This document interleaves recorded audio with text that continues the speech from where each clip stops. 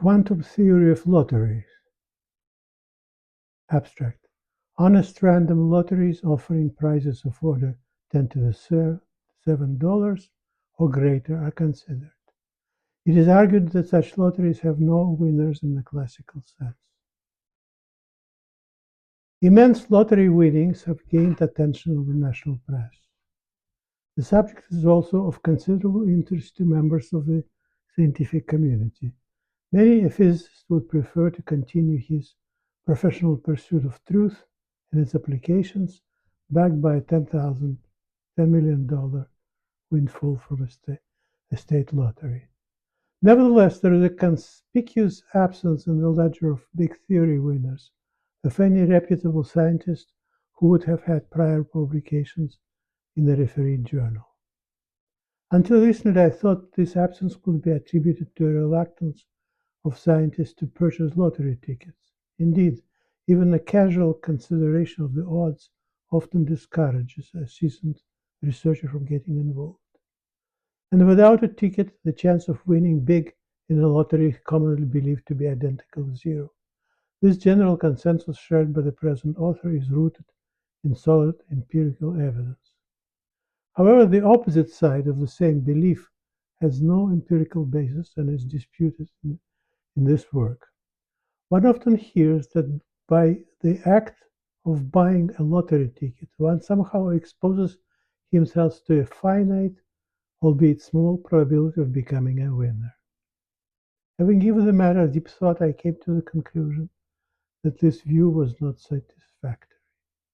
On a personal level, I became convinced that even if I had bought a ticket, it would not be the winning ticket, at least certainly not for anything of order 10 to the 7. In its predictive capacity, the same conclusion applies to anybody I know, and still more generally to anybody knows. In what follows, I shall argue that this conclusion rests on firmly established experimental facts and calls for a thorough re-examination of our intuitive notion of probability, at least as it applies to such practical matters as big lotteries. In that classical Laplacian form, the theory of probability tends to assign a finite value to all kinds of improbable events.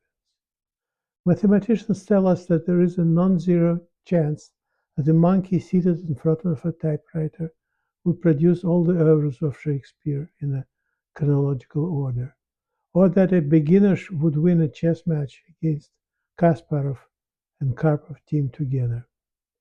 They would have us believe that, given enormous luck, we could tunnel through Holland Tunnel during a rush hour, along with the car and other possessions. Needless to say, such things never happen.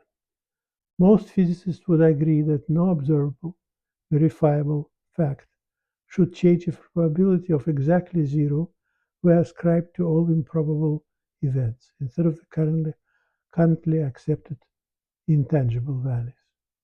It will only spare us a few false expectations. A $10 million lottery surely falls into the same category as a match against Karpov and Kasparov. Our certainty of not winning in both cases exceeds our certainty in any natural law. Indeed, are there any fundamental constants that we know to better than 0.1 ppm, or that we care to know for that matter?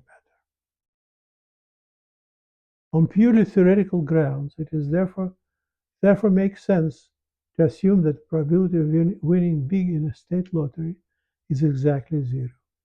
As an eminently sane person, Laplace would have nothing against this proposition. After all, he had only considered turns of pitch and toss and never played hazardous games against sovereign states. The absurd idea that anybody could win 10 megabucks was totally foreign to Laplace. There was no room for such hypothesis in his universe, even accounting for inflation. A trivial though practical consequence of the above assumption is that one should be advised to refrain from buying lottery tickets, unless of course one is driven by a higher purpose, like for example redressing the inequities of taxation, which is probably what motivates politicians who run the game. There is, however, a much more fundamental consequence. Having made the above assumption, which I maintain is the only reasonable assignment of the probability, one has to address the problem of a Mrs. Thompson, a fictitious name, any coincidence truly coincidental, who, as we all know, had recently won 41,500,000, etc. dollars. She could be observed on television smiling appropriately. The crux of the matter is that Mrs. Thompson became observable only after she had won the money. There is no shred of evidence that she had existed before. No scientist had made a proper observation of her before and after the drawing day. The testimony of her relatives would not be convincing. Some people claim to have traveled in a UFO. It is much more logical to state unequivocally that Mrs. Thompson had materialized during the lottery drawing, along with her supporters, dependents, and witnesses. Quite generally, we must treat people as observables, like it befits a scientific community. Distinctly, they all fall into two classes: those who, like Mrs. Thompson, have won their $10 million or more, and those like the rest of us who never had, nor rest assured will ever have done anything like that. Transition between these two groups is as impossible as is a process whose sole consequence would be transmission of heat from a colder body. Each of us is born into one of the two classes and has that appropriate class consciousness. Those from Mrs. Thompson category usually come into being at a mature age and are replete with what might be called memories of the past. Of course, these are merely harmless illusions. One need not be alarmed at the rate with which human materializations occur in this country and to a lesser extent abroad. Speaking of Laplace, I've already mentioned the inflationary universe. Modern theory, which goes by that name, seriously speculates that the whole thing had one day materialized by tunneling out of the vacuum. This should give solace to Mrs. Thompson, is that she is not really different from everybody else. For us physicists, this may contain the clue to the underlying mechanism of big lotteries. One day we may be able to control it and possibly harness its obviously enormous power.